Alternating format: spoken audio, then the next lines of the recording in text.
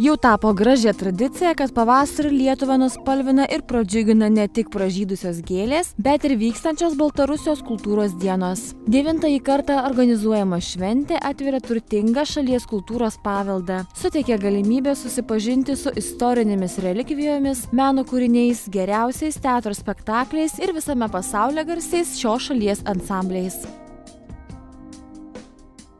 Noriu pasidžiaugti, jog gyvename nuomonėmis ir diskusijoms atvirame pasaulyje, kuriame egzistuoja laisvas valstybių bendradarbiavimas. Šiandien ne tik padedame vieni kitiems rekonstruoti, pažinti Lietuvos didžiosios kunigaikštystės istorinį portretą, bet ir kuriame ateities pasaulį, kuriame vienodai svarbus, neatsiejami yra tiek ekonominiai, tiek intelektualiniai, humanitariniai, šiuolaikinių nepriklausomų, į demokratinę ateitį žvelgiančių valstybių ryšiai. Šiais metais kultūros dienas Lietuvoje atidarė Baltarusijos nacionalinio istorijos muziejaus paroda Viduramžio papuošalai – paslaptingas Vytauto didžiojo epochos diržas. Šis muziejus eksponatas įtrauktas į valstybinį Baltarusijos Respublikos istorinių kultūrinių vertybių sąrašą ir pirmą kartą demonstruojamas užsienyje.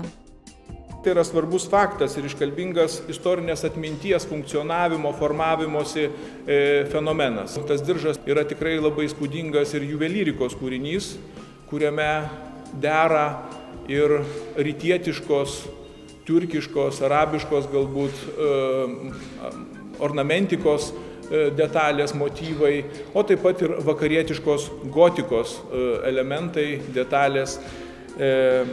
Gali būti, kaip manoma, kad tas diržas yra sukurtas genujiečių meistrų Kryme, šiandieninėje Украине. Фрагменты были найдены в начале 90-х годов. В очень символическом названии деревня называлась Литва в Беларуси. Поэтому тут, видите, как-то, наверное, все сошлось в том, чтобы именно в Литве, именно в этом дворце состоялась эта выставка.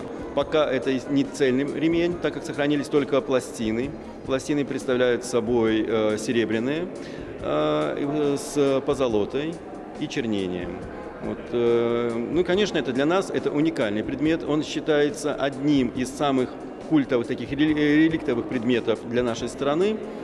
Я думаю, что он входит в топ-тройки наиболее знаковых предметов. Вообще в нашем музее всего 2 музейных экспоната первой охранной категории. Это данный пояс Витовтов и клад римских монет.